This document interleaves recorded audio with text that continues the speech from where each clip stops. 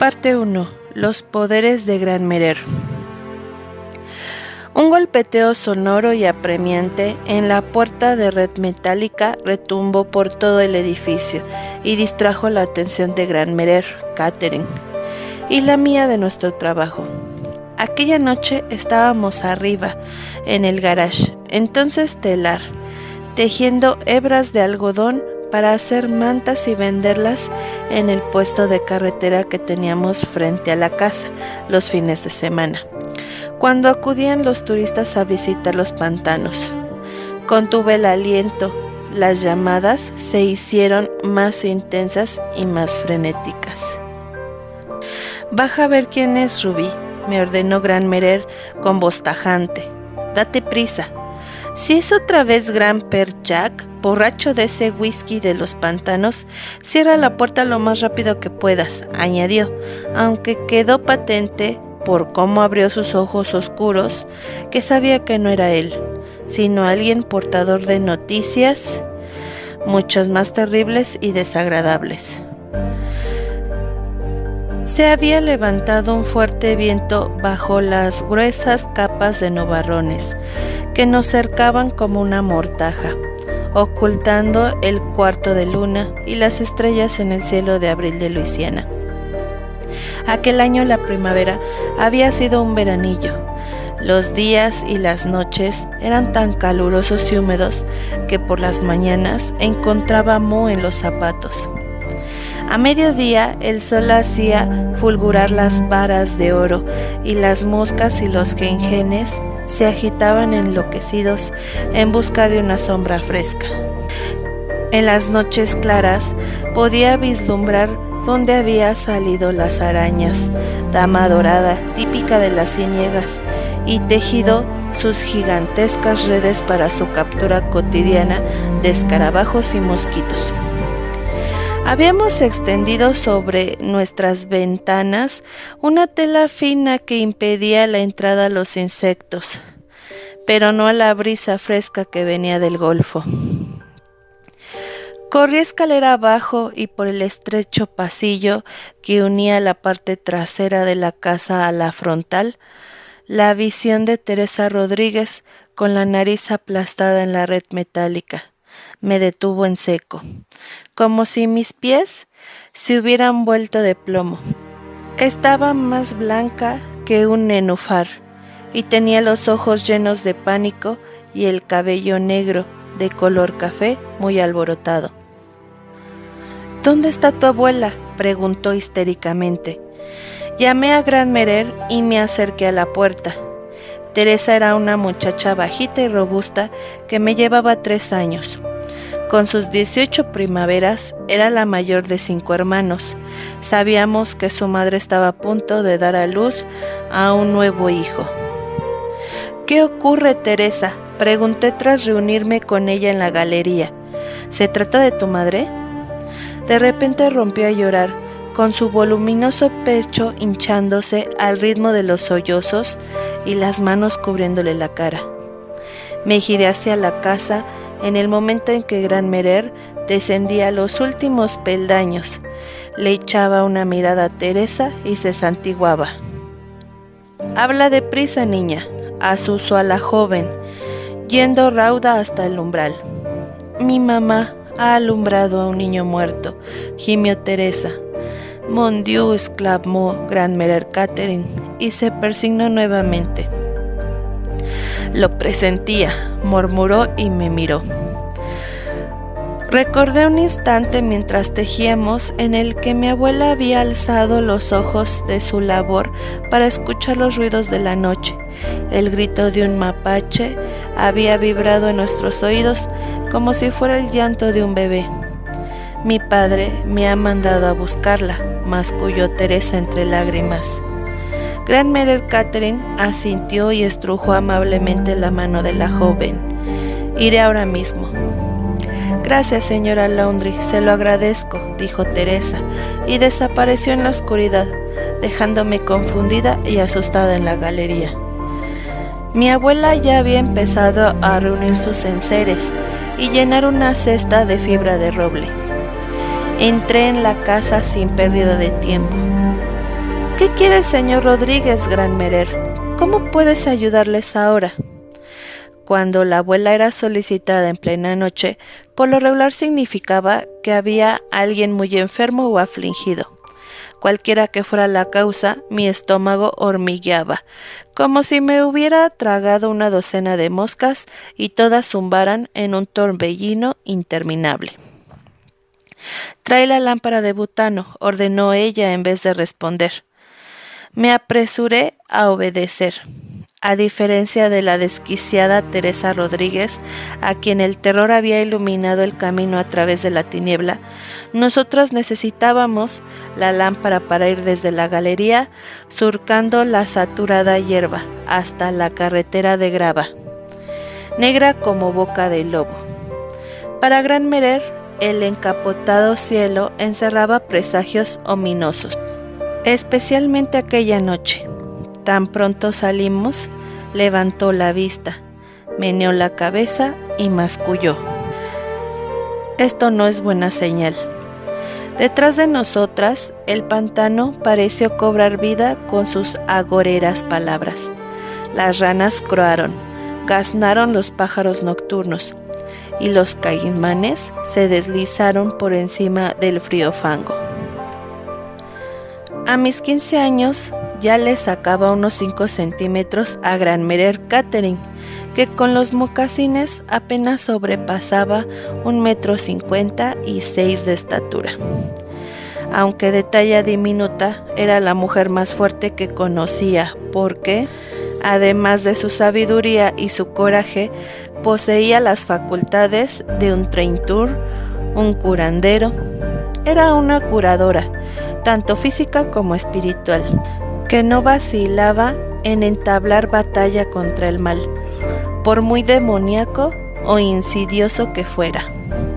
Gran Merer siempre tenía la solución, siempre escarbaba en su bolsa de rituales y métodos cúralo todo, hasta hallar el curso de acción idóneo. El suyo era un legado generacional, algo que le había sido transmitido oralmente, y aquello que no había heredado lo sabía mágicamente. Gran Merer era zurda, lo cual significaba para nosotros, los cajún, que podía tener dotes sobrenaturales, pero yo creía más bien que sus poderes venían de aquellos oscuros ojos de Onice. Ante nada se arredraba. Según la leyenda, una noche en los pantanos se había enfrentado a la mismísima parca y le había hecho bajar su letal mirada, hasta que comprendió que aún no era la hora de medirse con ella. Los habitantes de los pantanos acudían a verla para que les curara las verrugas o el reumatismo. Tenía remedios secretos contra los resfriados, la tos, y se decía que incluso conocía el medio de evitar el envejecimiento, aunque nunca lo usaba para no contravenir el orden natural de las cosas. La naturaleza era sagrada para Gran Merer Catherine. Extraía todas sus medicinas de las plantas, las hierbas, los árboles y animales que vivían en la región de los pantanos. ¿Por qué vamos a casa de los Rodríguez, Gran Merer? ¿No es un poco tarde? Escucho mal, me susurró. Recitó una plegaria a media voz. Su manera de rezar me dio calambres en la espalda y a pesar de la humedad me causó un escalofrío. Apreté los dientes con todas mis fuerzas, confiando en que no rechinarían. Estaba decidida a ser tan valiente como Gran Merer, y casi siempre lo conseguía. Supongo que ya tienes edad de que te lo explique, dijo la abuela, tan quedadamente que hube de agudizar el oído. Un cuchamal es un espíritu maligno que queda suspendido en el aire cuando un bebé muere sin ser bautizado. Si no lo ahuyentamos, perseguirá a la familia y le traerá mala suerte, añadió. Deberían haberme llamado en cuanto la señora Rodríguez se puso de parto. y más aún en una noche como esta, concluyó lúgubremente. Delante de nosotras, el resplandor de la lámpara de butano hacía que las sombras danzaran y culebrearan, al son de lo que Gran Perchak denominaba la canción del pantano. Un cántico formado no solo por los sonidos de origen animal, sino también por el peculiar silbido que, cuando se filtraban las brisas, surgía a veces de las ramas retorcidas y el colgante musgo apodado entre los cajún barba española. Intenté caminar lo más cerca posible de Gran Merer sin tropezar con ella, y hube de imprimir ritmo a mis pies para no rezagarme. La abuela estaba tan absorta en nuestro punto de destino y en la asombrosa tarea que nos esperaba, que era capaz de orientarse en la más absoluta negrura. En la cesta de fibra de roble, Gran Merer llevaba media docena de tótems o imágenes de la Virgen María, así como un frasquito de agua bendita y un surtido de hierbas y plantas. Las oraciones y los sortilegios los guardaba en la cabeza. Gran Merer, empecé a decir, necesitaba oír el sonido de mis propias palabras. ¿Qué? En inglés, me corrigió. Habla únicamente en inglés.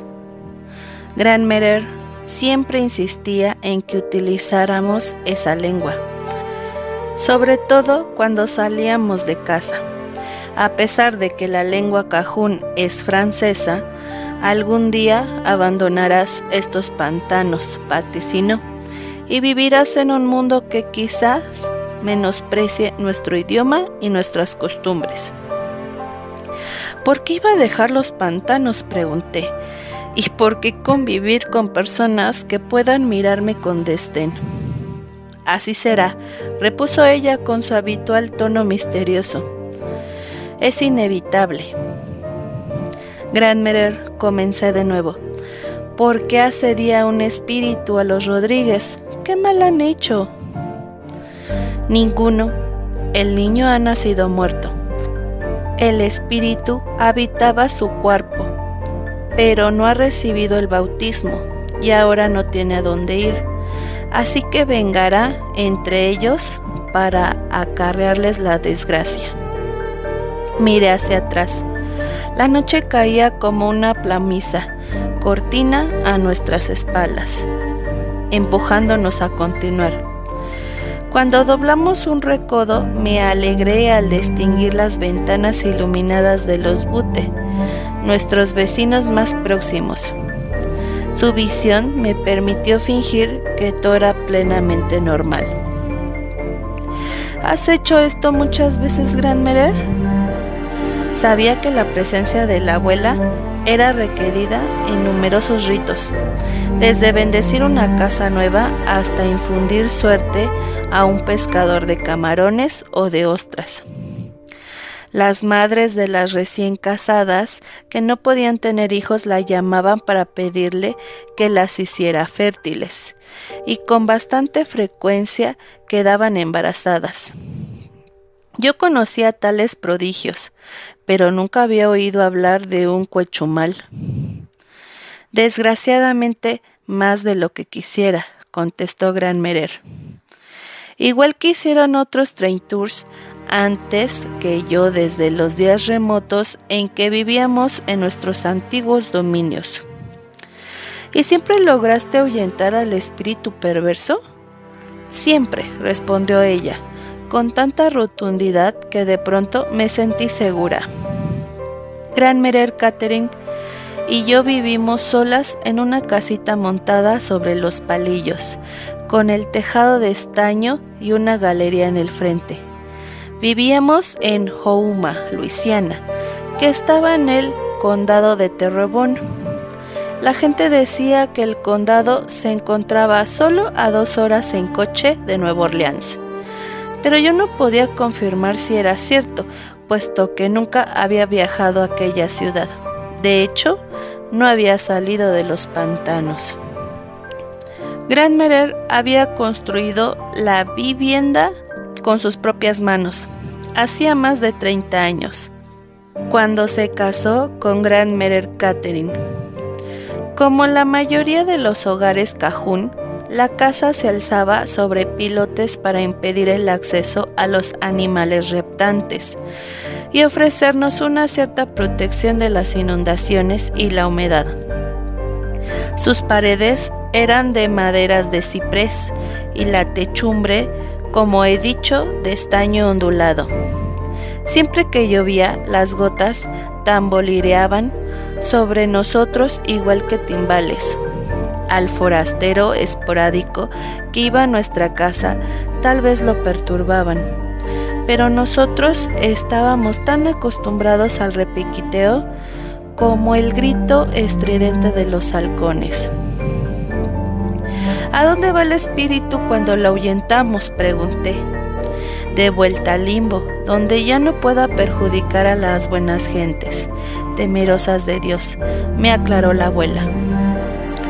Los cajún, un pueblo descendiente de los acadienses francófonos, que fueron desterrados de Canadá a mediados del siglo XVIII.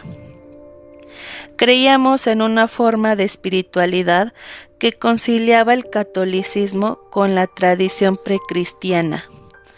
Asistíamos a la iglesia y rezábamos a figuras como San Medard, pero nos aferrábamos firmemente a nuestras supersticiones y creencias seculares. Algunas personas, por ejemplo Grand-Père Jacques, persistían más en otras.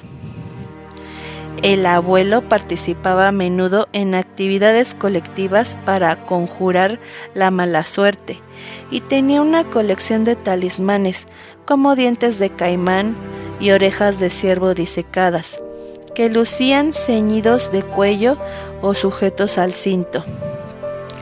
Grandmerer afirmaba que ningún morador de los pantanos los necesitaba más que él. Las carreteras de grava se extendían y giraban en 1000 vueltas, pero al paso que llevábamos no tardó en dibujarse frente a nosotras la casa de ciprés de los Rodríguez, blanqueada con una patina de color grisáceo. Oíamos lentamente en el interior, atisbamos al señor Rodríguez en la galería, sosteniendo en sus brazos al hermano de 4 años de Teresa. Estaba sentado en una mecedora de roble y contemplaba la noche como si ya hubiera visto el espíritu malvado. Me estremecí aún más, pero seguía avanzando tan deprisa como Grandmerer Catherine. En el momento en que posó la vista en ella, la expresión del dolor y de miedo que exhibía aquel hombre se troncó en esperanza.